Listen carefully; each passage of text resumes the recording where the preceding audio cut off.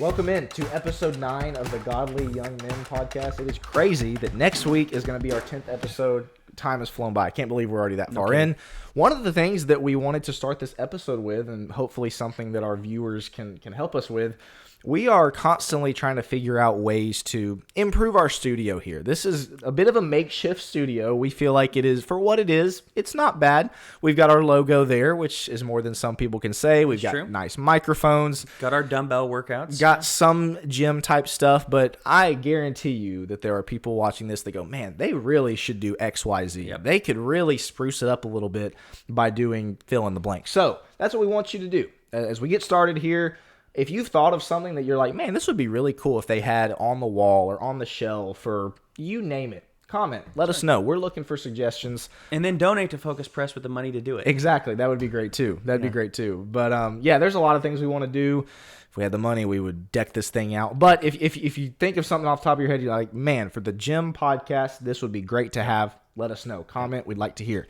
But today, Joe, we're talking about hard work. Yep. The importance of hard work. And, you know, there's kind of this idea out there that young people these days don't work hard.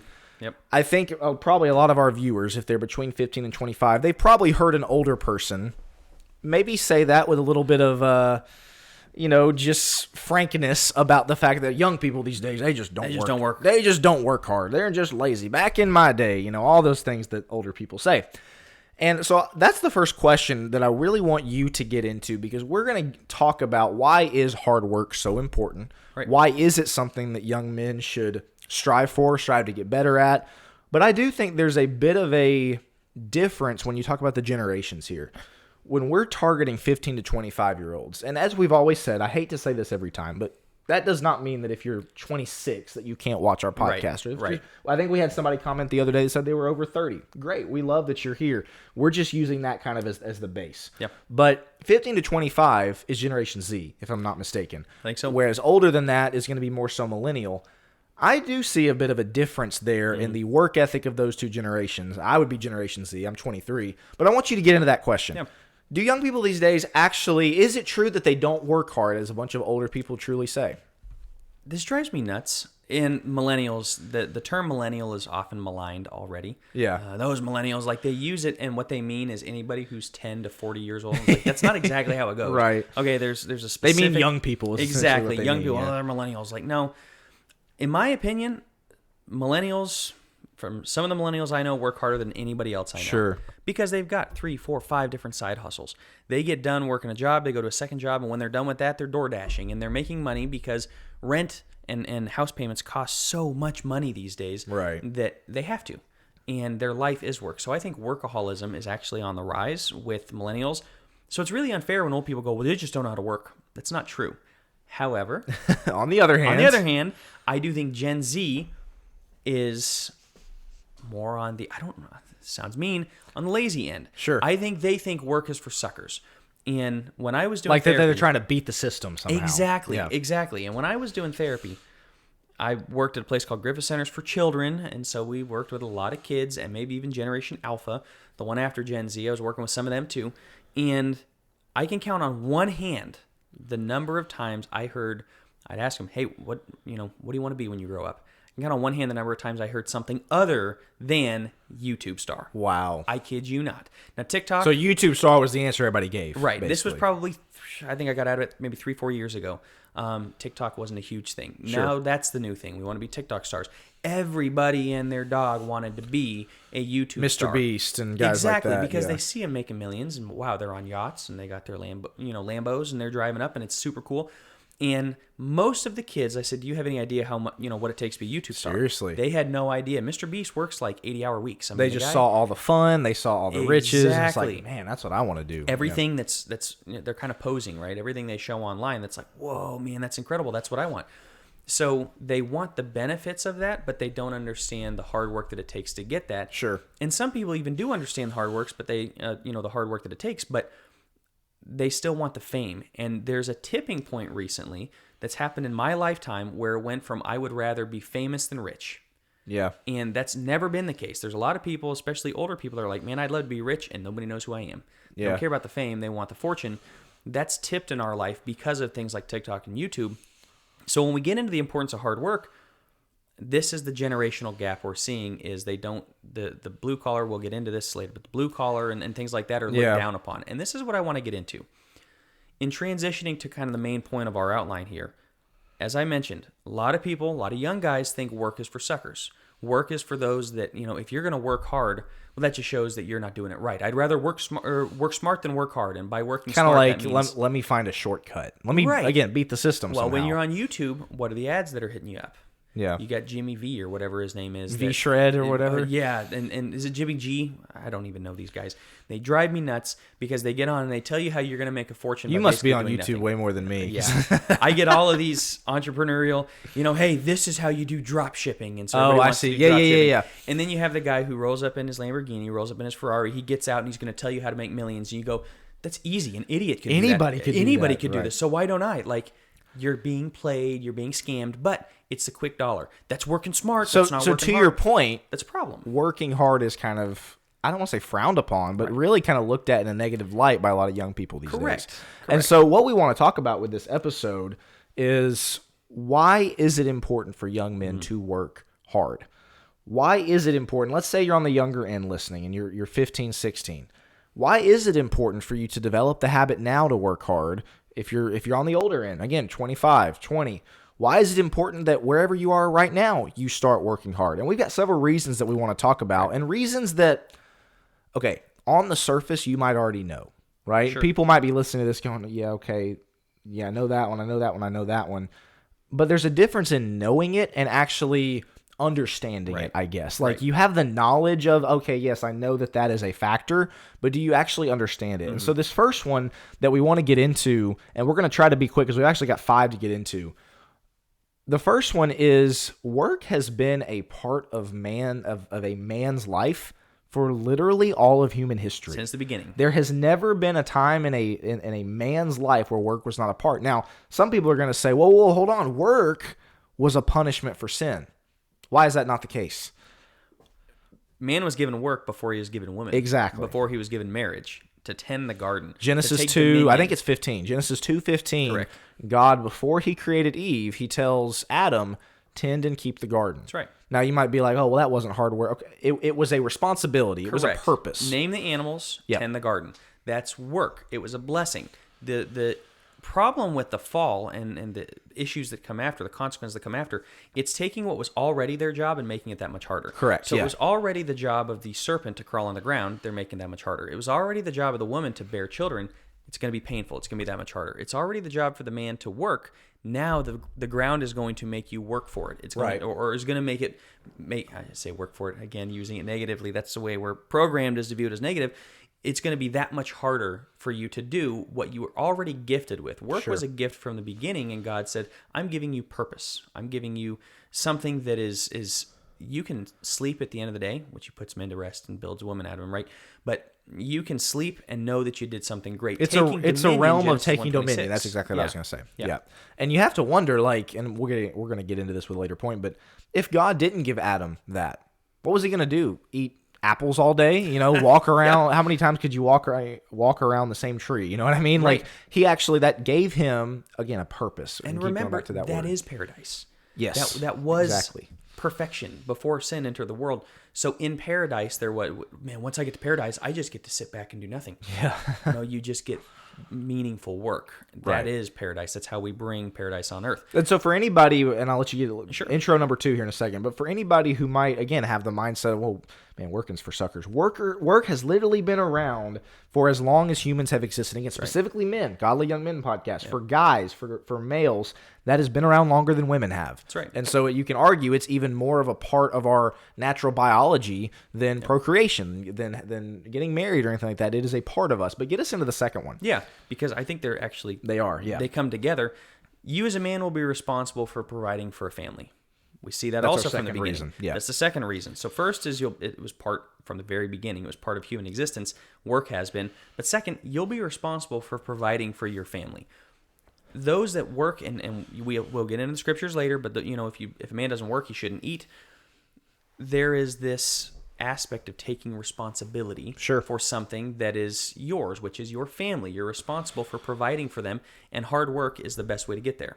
There is we're not going to have a should women go to work debate here. You listen to our other podcasts, you can figure out our answer there. Right. But the culture says that in a married couple's household, husband and wife, they have, again, culture says this, they have equal responsibility in making sure that the family's needs are provided for. That is not the biblical model. The biblical model is not, right, okay, husband and wife, you guys both have to make sure that your family's provided for. Right. What is the model? According to God, it's the man's response, the godly man's responsibility to make sure his family's provided for. And if you're somebody who kind of shirks hard work or kind of tries to take the shortcut, the easy way out, kind of does anything he can to do the bare minimum, or before he absolutely has to work, he'll do anything else before he has to work, you're going to have a hard time leading your family. You're going to have a hard time shouldering and I always hate to call it a burden, but to some extent it is a burden of your family, the financial needs of your family rests on your shoulders. Right. And again, if you're somebody who shirks that, if you're somebody who pushes that aside, number one, you're pushing aside a responsibility God has given you. But number two, you're neglecting your family. That's something that should, and I believe does, fall on the man's shoulders. That's right. And burden is, that's the term. The term, you said it perfectly. The responsibility. Responsibility can be a weight, but it's also a huge blessing. Yeah. And the responsibility does rest on your shoulder, which is why in the God-given family, a man goes to work, he provides for his family, he takes dominion outside of the home, the woman takes dominion inside the home. Yes. In terms of with the kids, raising the kids and such. And the man, that's his role too, but we have all the mannies, right? We have the dads that, well, my wife makes more than me. Could you imagine? And I'm sorry, let me just go off for a second. Here we go. Could you imagine being the guy whose wife makes more than him and who's perfectly fine with being home and just raising the kids? There's medical reasons sometimes. There's Mr. Mom thing. Correct. Yeah. There may be medical reasons. There may be things like that. I'm not talking about that. I'm talking about the guy who goes, well, my wife has a really good job, therefore I'm fine staying home. How emasculating. I mean, how in the words of my brother, that's super embarrassing. But seriously. Truly, because your job, what helps you as a man feel like a man? Yeah. Getting to work, going accomplishing something, yeah. Yes, conquering in the world and being the best you can be at your job. You move up the ladder, you make money. Hey, honey, I got a promotion. We're going out. We're going to have steaks tonight. Like, boom, I accomplished it. I'm a man. That's what we do. It's the dominion thing. It's the conquering thing. Exactly. So your job is to do that and to provide for your family. And the guys who take a backseat, who just chase either paycheck to paycheck, they bounce from 7 different jobs in their marriage and, I'm still trying to figure out what I'm doing. It's like, no, you should have had a wife. Yeah. Don't get married if you don't know what you're going to do. If you're going to bounce from job to job making minimum wage and your wife is going to go out and have to work in order to make ends meet, you're not ready for marriage. Which is why this is so important. I'm about to get us into the third one, but why this is so important is because if you as a young man are not developing the hard work ethic right now and then you get married, it doesn't come by osmosis. Yeah, exactly. It's not something that you just wake up and, all right, I'm going to all of a sudden work hard now. And it gets even harder because now the responsibility really is there. It's not just for yourself. It's not just for yourself. You've got somebody else to provide for. And so the earlier you start, the better, as been the case with a lot of these things. Let's get into the third one, though. Number 3, as far as the reasons why it is important for young men to work hard, and this one, again, ties into the last one, working hard really kind of helps you grow up. It does. It's one of those things that, when you realize that life is not all about fun and games and you're actually having to, again, go out and put in a hard day's work and do it 5 days a week or however long, however many hours a week, it's something that it kind of increases your maturity level a little bit. And you see that a lot in the guys that you can tell if a 20-year-old guy has had a job since he was 14 or if he, just got his first job at 18, 19. You can tell. Oh, yeah. The guys that grew up either working on the farm or they had chores in their household or they got a job early on or in high school versus the guys that kind of trust fund kids, right? Oh, yeah. Daddy and mommy funded everything. You can totally tell. And the reason for that is because the guys that have worked hard their whole life are more mature. They've grown up a little bit more. Right. This one is huge. Oh, yeah, because then your wife, and we see this a lot, where the wife ends up having to be the adult in the room.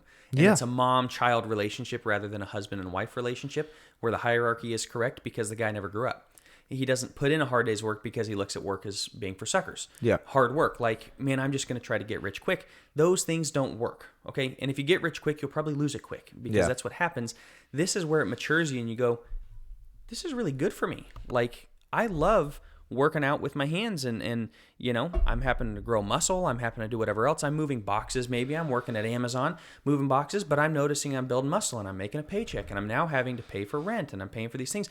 All of a sudden, there's the responsibility rises, but so does the freedom, and so does the sense of accomplishment rises because I'm not playing video games in my parents' basement. I'm out making ends meet in the real world. That's what I was gonna say. Is it brings you more in tune with the world and with reality. You see the people out there that you can kind of tell that they've had wealthy parents their whole life, which. There's nothing wrong with that, right? That's a blessing to be in a wealthy family. But you can tell that they're just not really in tune with the world because they've had everything handed to them. They've never really had to work. Those aren't the most enjoyable people to be around because it's almost like they don't process and understand that, no, there's real problems out there. People actually have to work real jobs and things like that. And you want to be the person that's more in tune with the world. That's right. And a lot of that comes, once again, with understanding hard work, and not just understanding it from a theoretical standpoint, but actually experiencing it. Right. Actually going out and working hard. And so I think this one about kind of helping you grow up and really kind of bringing you more in tune with the world is really important for young men to, again, kind of experience. Not just know, but experience. But get us into number 4. Yeah. Hard work adds value to society. Number 4, hard work adds value to society. And this one's more of an economic, I guess, point rather than a biblical one, but it's so true. Yeah, absolutely, because you don't want to be a mooch on society, a leech. And we're seeing this more and more with people. More people are on welfare. More people are giving up on the idea of working and just going on unemployment, going on, sitting on the dole type of thing. And yeah, that's a harsh term, and there's going to be people that, well, you can't really say that about the welfare state. Yeah, I can. Yeah, I can. Work is really, really good. Sitting on welfare for the rest of your life is not good, and it doesn't add value to society because guess who pays for those on welfare? Those who are working hard on society. Right. And let me tell you this real fast. The moment you work for yourself and have a 1099 instead of W-2, when you are your own boss and they start taking out 15% in taxes more than what you expect because now you have Social Security and you're physically having to see the taxes come out because they don't just take it out. It hurts. Oh boy. Does it sting? Oh boy, does that make you go, hold on a second. Yeah. Everybody needs to start working really hard because I'm sick of paying for everybody else. That goes to our last point. It grows you up real fast, but it's also really good for society because you do get to help those who maybe are sick, those who can't take care of themselves. A lot of our listeners and watchers are probably in school. How many of you, and we were homeschooled, so not quite the same, but I had to do these when I went to community college for a few years. You have these group projects, right, where you have 4 or 5 people in a group working together on a project. I think everybody is probably familiar with the scenario where you've got 3 out of the 4 people in the group working really, really hard, putting stuff together, adding stuff, researching, and then the one guy or girl who just kind of shows up and doesn't add anything, but still gets the A on the project. That doesn't make your blood boil right now. Those types of people are the worst. But what we're talking about here is that kind of idea, except with society. Do you want to be the person who goes to give the school assignment, and because of all the hard work you put in, all the things that you contributed, you can feel great about the A grade that you received? Or do you want to be the person that, like, again, is kind of the parasite, the one that's mooching off of everybody else rather than adding value? That's something that is so... It's really hard to quantify. It's not very tangible, but man, it's something that when you consider, look at the value that I've added to society. Rather than just pulling and taking, I'm actually giving something. That's a really big deal. I got a lot of hills to die on, a lot of soapboxes in this particular episode, so I don't mean to go off on this too, but please don't be the guy who vilifies the 1%.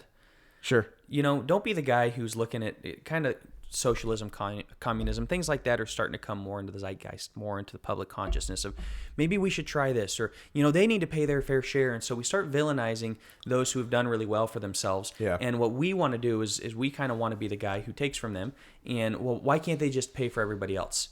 Because they worked for it and you didn't. Yeah. That's why. Yeah. Because the 1%, you think that they weren't working their tail off for their entire life? Yes, some were gifted and they got into the 1%.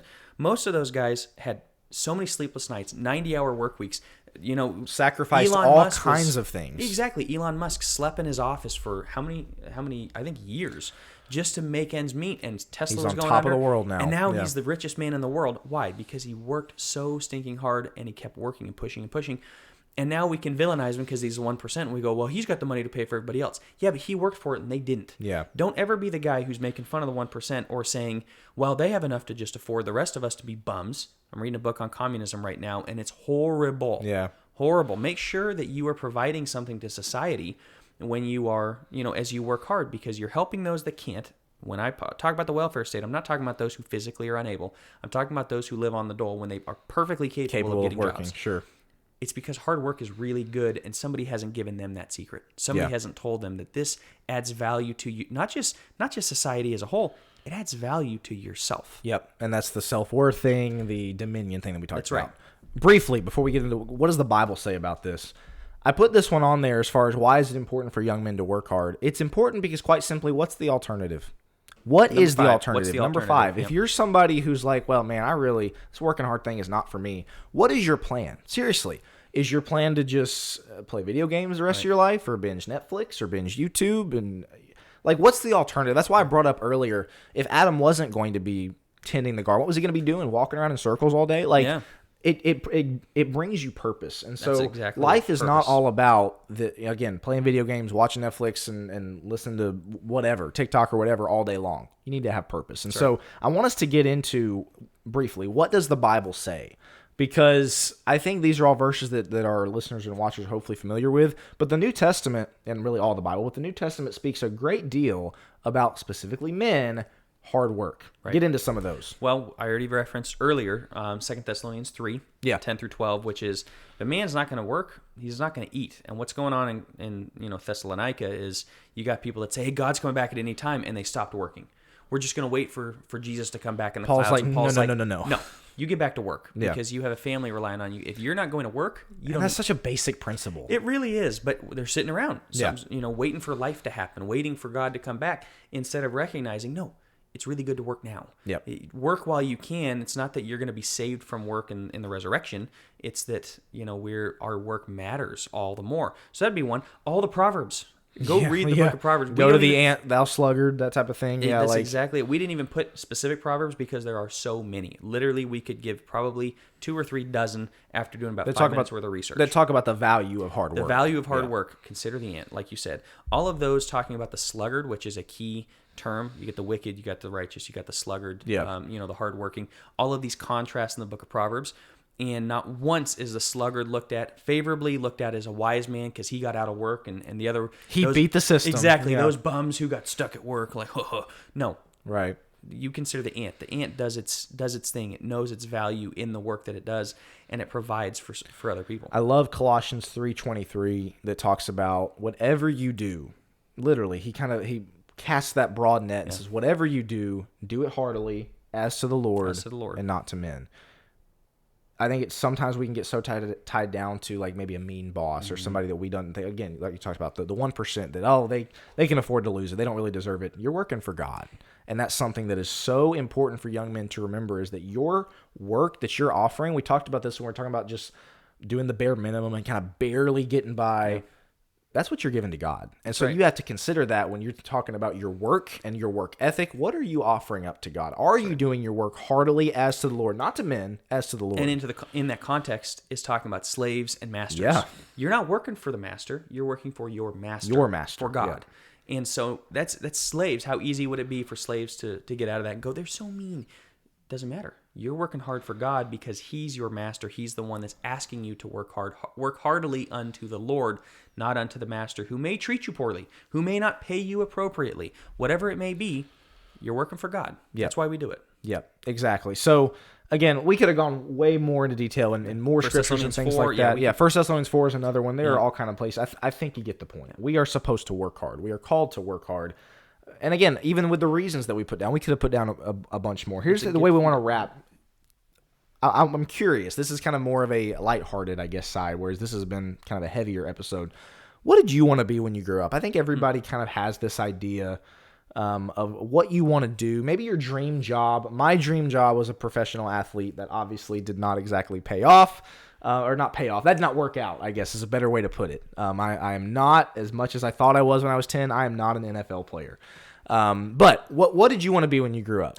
Same. I want to be an NHL player. NHL player, yeah. And I mean, I played with guys that did. It was not a pipe dream in terms of like, it's not that I was that good, but I did play with guys that did make the NHL. Yeah. And so it was exciting to get to see this, to see guys get drafted, the guys that you played with and such, and to see them make it to the NHL. Good for them. We don't have a ton coming out of Colorado, so it was 1 or 2. Yeah. But That was my big dream. Really? That's what I'm going to push for. And at some point along the way, it's like, Yeah, and for me, I guess I said that was my literal "this is a dream, it's not happening" type of job. It's funny, we still have video of my first preschool grad. I say this, I was homeschooled my entire life except for preschool. I did not know I that. went to a private did not know that. preschool. And Swanky. Yeah, Look at exactly. And at the end of the year, we had a little graduation ceremony where we all walked up and got our diploma, whatever. And we have video of where they asked all of us what we wanted to be when we grew up. And again, we're like 4 here. Keep that in mind. I think one kid said he wanted to be a VeggieTale.